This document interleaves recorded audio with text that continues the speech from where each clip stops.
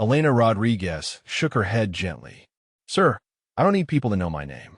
I need them to know that courage doesn't have a gender. That when the mission seems impossible, someone will always step up. That we take care of our own, no matter the cost. The Navy Admiral pulled her into an embrace that transcended rank. Thank you for bringing my Marines home. Thank you for being the warrior Captain Davis would be proud of. Thank you for showing me that heroism comes in forms I was too blind to recognize. The entire ceremony hall erupted in applause. Officers who had overlooked her now stood in respect for a hero hiding in plain sight. The Admiral raised his voice. From this day forward, when people ask me about courage, I will tell them about Captain Elena Rodriguez, Steel Phoenix, who flew into hell and brought our brothers home. If this story touched your heart, please subscribe to our channel and hit the bell icon so you never miss another inspiring story. Your support helps us bring more powerful tales of courage and redemption to life. Thank you for watching. The lesson lingered, heavier than the afternoon sun streaming through the ceremony hall windows. Not all heroes shout. Some carry the weight of history, loss, and skill silently. And when the time comes, they let actions speak louder than words. As the camera would pan away in cinematic slow motion, the final thought settles with the audience. The world often overlooks quiet strength, but it is there in the unassuming pilot, the overlooked colleague, the silent friend. Courage does not need an audience. Where are you watching this story unfold from? Leave your thoughts below. Share this tale of silent heroism and subscribe for more stories of true unseen warriors. But this story began much earlier, in a place where legends are born not from glory, but from necessity. The Navy Awards ceremony at Naval Air Station Oceana buzzed with the controlled energy of decorated aviators gathering to honor their finest. Dress whites gleamed under fluorescent lights as pilots, navigators, and crew chiefs mingled in the spacious hall where maritime tradition met modern aviation excellence. Among the gathered officers stood Captain Elena Rodriguez, quiet and unassuming in her dress whites. At 32, she possessed the weathered calm of someone who had seen combat, but carried herself with the understated confidence that marked true professionals. Her ribbons told a story to those who knew how to read them, but most eyes passed over her without recognition. Near the reception area, Admiral James Mitchell commanded attention through sheer presence and the kind of easy authority that came from 3 decades of naval service. His broad frame and silver hair gave him the appearance of someone comfortable with command, while his precisely maintained uniform suggested a leader who understood the weight of tradition. Around him gathered a mix of squadron commanders and senior pilots, the kind of aviators whose exploits filled ready-room stories and whose experience shaped naval aviation doctrine. The conversation flowed with the casual camaraderie of professionals who had shared similar risks and understood the unique culture of carrier-based operations. Admiral Mitchell's storytelling was interrupted when his gaze fell on Elena, who had moved slightly away from the main group to examine a display case containing historical naval aviation artifacts near the ceremony hall entrance. The sight of the quiet officer studying military memorabilia with obvious interest seemed to trigger something in the Admiral's expression, his features shifting from casual conversation mode to something more engaging and curious. Well, Admiral Mitchell said with the kind of warm authority that drew attention from other attendees. What do we have here? Elena looked up from the display case, immediately recognizing the tone of voice that senior officers used when they were about to engage in friendly conversation. She had heard it often enough in the years since her combat deployments, usually from commanders who were genuinely interested in connecting with their personnel rather than simply going through administrative motions. Captain Rodriguez, the Admiral continued with genuine interest. I don't believe we've been formally introduced. That's quite an impressive collection of ribbons you're wearing. Yes, sir. I know where I am, Elena replied with careful military courtesy. My squadron commander asked me to attend today's ceremony. Admiral Mitchell's eyes moved to the wings on her uniform, the distinctive gold naval aviator insignia that marked her as a qualified pilot rather than support personnel. And what aircraft do you fly, Captain? The question carried genuine curiosity rather than the dismissive tone she sometimes encountered from senior officers who assumed women in aviation filled non-combat roles. "Apache helicopter, sir," Elena responded simply. The Admiral's eyebrows rose slightly in recognition.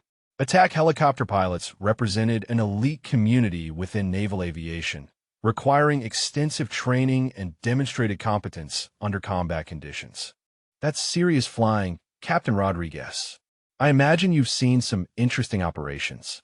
Elena's hand moved instinctively to touch a small silver pendant around her neck, barely visible beneath her dress white collar. Today marked the second anniversary of the mission that had changed everything, the operation that earned her both commendation and a call sign. She rarely spoke aloud. "I understand," Elena replied with the careful formality she had learned from military aviators who grew up understanding that their behavior reflected on their squadrons. "But some missions stay with you." The Admiral nodded with the understanding that came from decades of leading personnel who carried similar weights. "Speaking of missions, I'm curious about something. Every pilot I know has a call sign with a story behind it. What do they call you up there?" The question hung in the air with casual interest, the kind of light-hearted inquiry that senior officers made when building rapport with their personnel.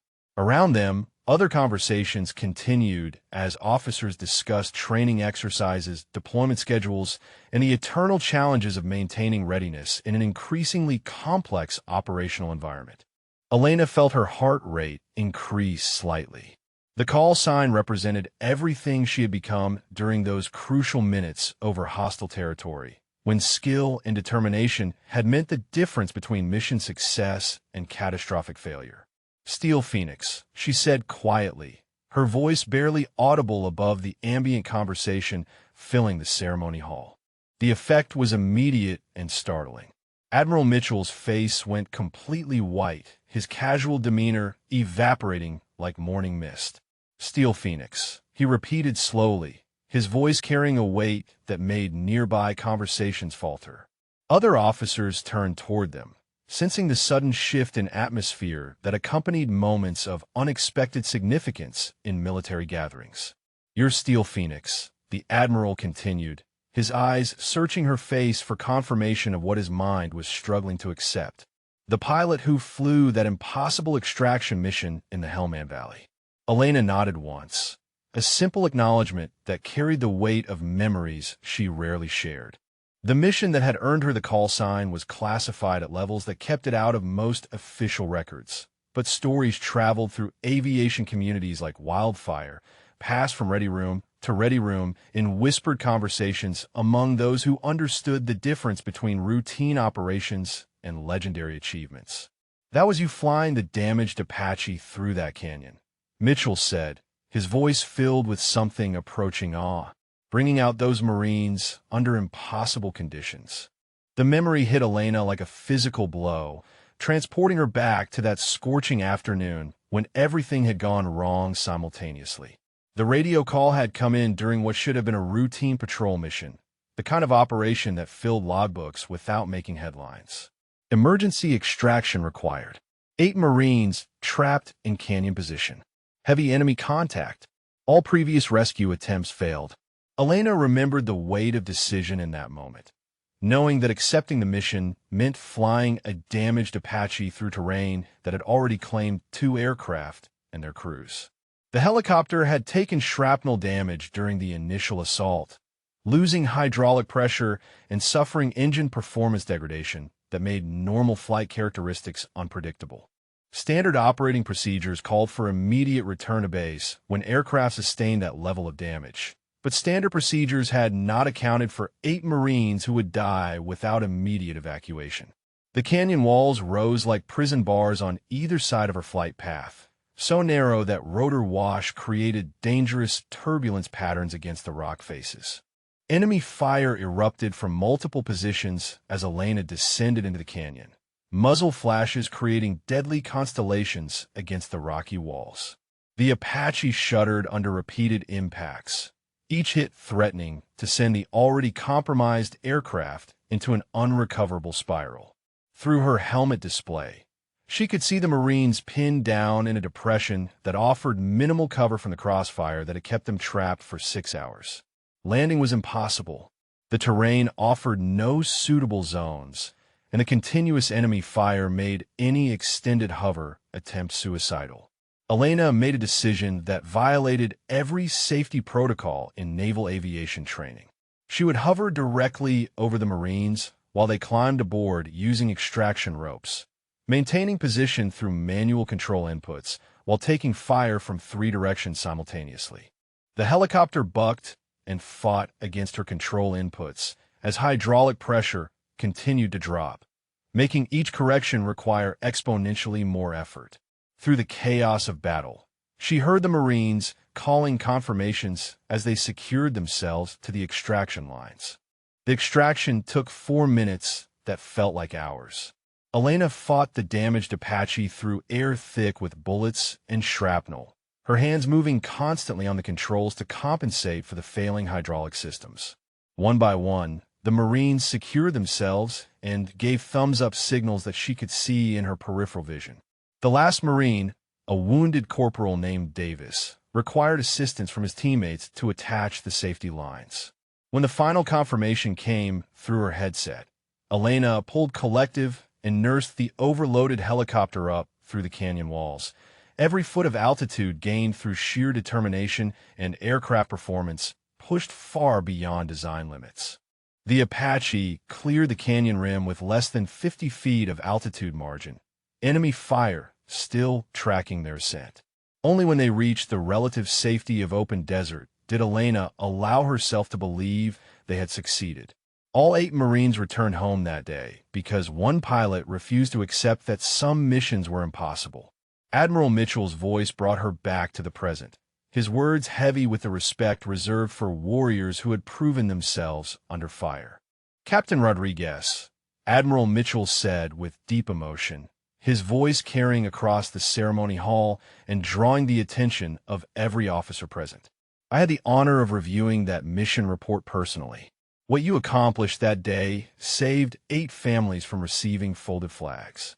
Elena shifted uncomfortably under the sudden attention, her natural humility making her resistant to public recognition for actions she considered simply doing her job under extraordinary circumstances. The other officers in the hall had grown quiet, sensing they were witnessing a moment of genuine significance rather than routine military ceremony. "Sir," Elena replied quietly, maintaining the respectful tone appropriate for addressing senior command. "I was just doing what any pilot would do in that situation. The Marines needed extraction, and I had a flyable aircraft." Admiral Mitchell shook his head firmly, his expression showing the kind of admiration reserved for acts of heroism that transcended normal expectations of duty. "Captain, what you did required courage, skill, and judgment that went far beyond standard operating procedures. That mission has become required reading in our aviation leadership courses." Elena shook her head gently. "Sir, I don't need people to know my name. I need them to know that courage doesn't have a gender. That when the mission seems impossible, someone will always step up. That we take care of our own, no matter the cost." The Navy Admiral pulled her into an embrace that transcended rank. "Thank you for bringing my Marines home. Thank you for being the warrior Captain Davis will be proud of. Thank you for showing me that heroism comes in forms I was too blind to recognize." The entire ceremony hall erupted in applause. Officers who had overlooked her now stood in respect for a hero hiding in plain sight. The Admiral raised his voice. "From this day forward, when people ask me about courage, I will tell them about Captain Elena Rodriguez, Steel Phoenix, who flew into hell and brought our brothers home." If this story touched your heart, please subscribe to our channel and hit the bell icon so you never miss another inspiring story. Your support helps us bring more powerful tales of courage and redemption to life. Thank you for watching.